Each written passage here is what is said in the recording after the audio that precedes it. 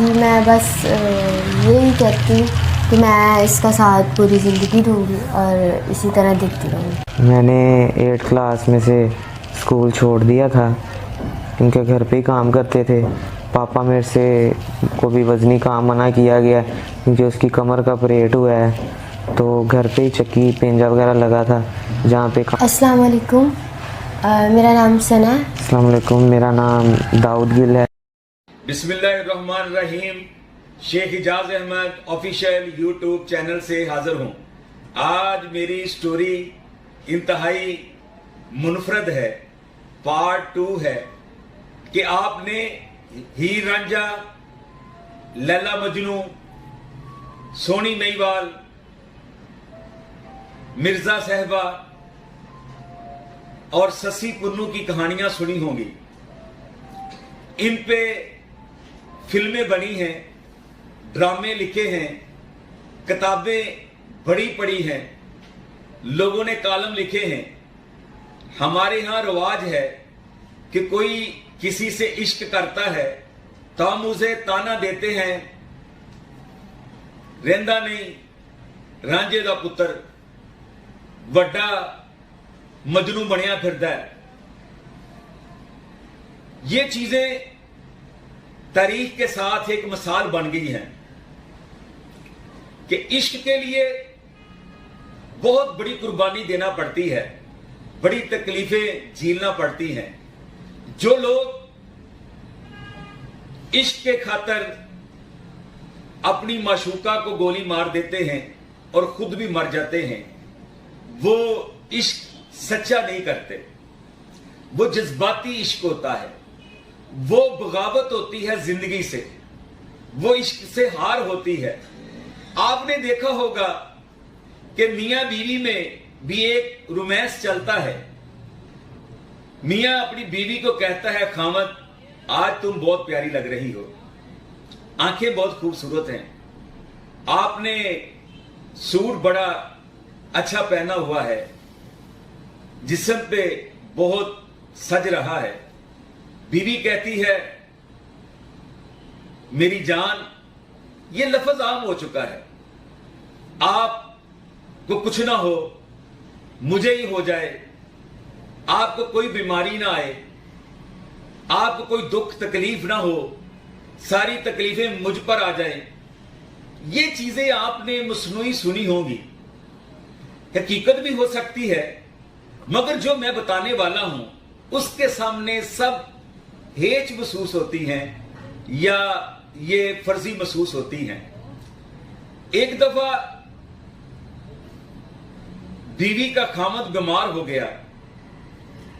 वो कहती है कि आपको कुछ ना हो, आपकी जिंदगी जो है वो लंबी हो जाए, मेरी जिंदगी भी आपको लग जाए।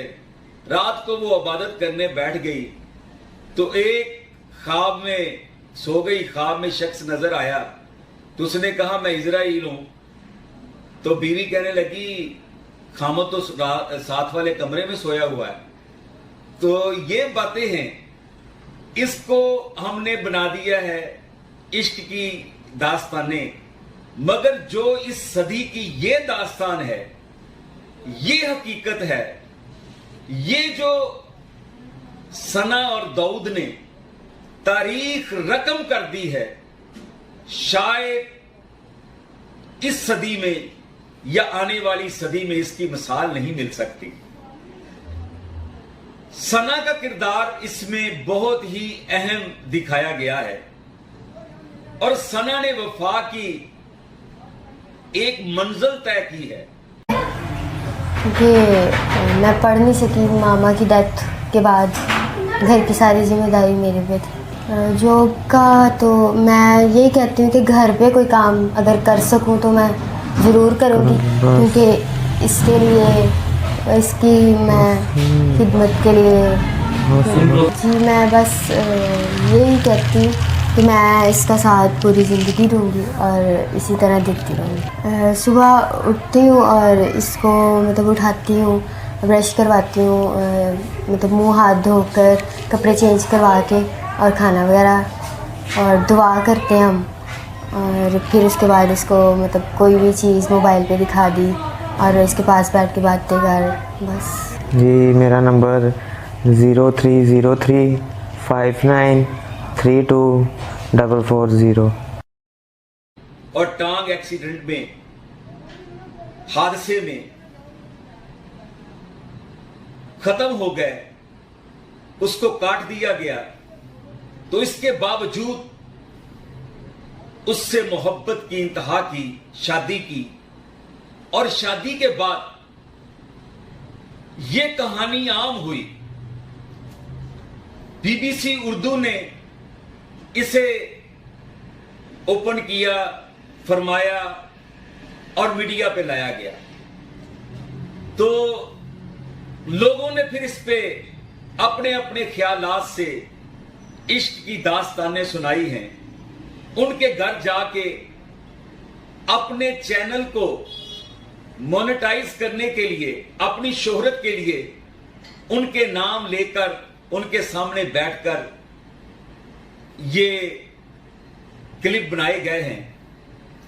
उसमें सना से मोहब्बत या दाऊद से मोहब्बत कम थी, अपने आप को प्रमोट करना ज्यादा था। ये चीजें जो आपको दिखाना चाहता हूं, ये ख्वाबों में तो हो सकती हैं, कहानियों में तो हो सकती हैं, हकीकत में हमने देख ली है।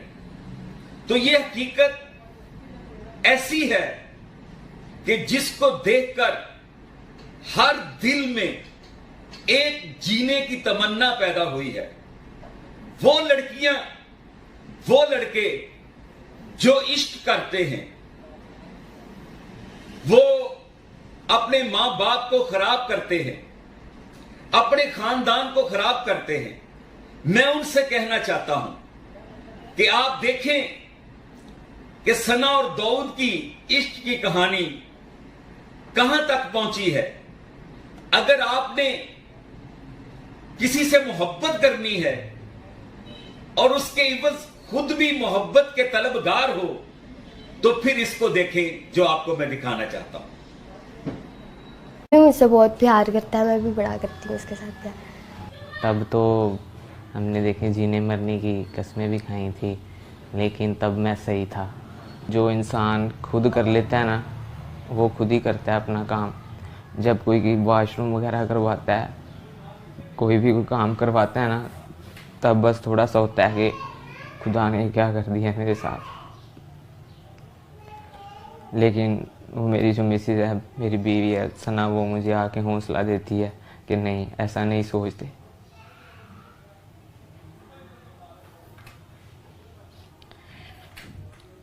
मुझे तो पता ही नहीं था कि मेरे साथ ऐसा भी हो जाएगा। मैं सोचती हूँ, मेरे साथ बातें करता था, मैं ऐसे किया करूँगा।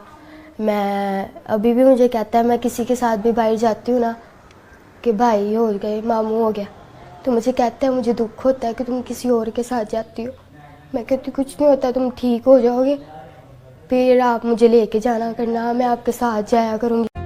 इंपोर्ट करके भी लगाए जा सकते हैं, वो भी एक तरीका मुमकिन है, लेकिन उसकी कॉस्ट इतनी ज़्यादा होती है। अगर हम बात करते हैं एक बेसिक बायोनिक आर्म की जो इंटरनेशनली अवेलेबल है, तो उसकी कॉस्ट ही $10,000 से स्टार्ट होती है। और अगर हम बात करते हैं दाऊद के केस की, तो वो $50,000 तक भी जा सकता है। वो ज़्यादातर रीफब्रिश्ड आर्म्स होते हैं जो बाहर से इंपोर्ट किए जा रहे होते हैं और जिनकी कॉस्ट पाकिस्तानी तकरीबन 15 से 20 लाख रुपए के दरमियान होती है।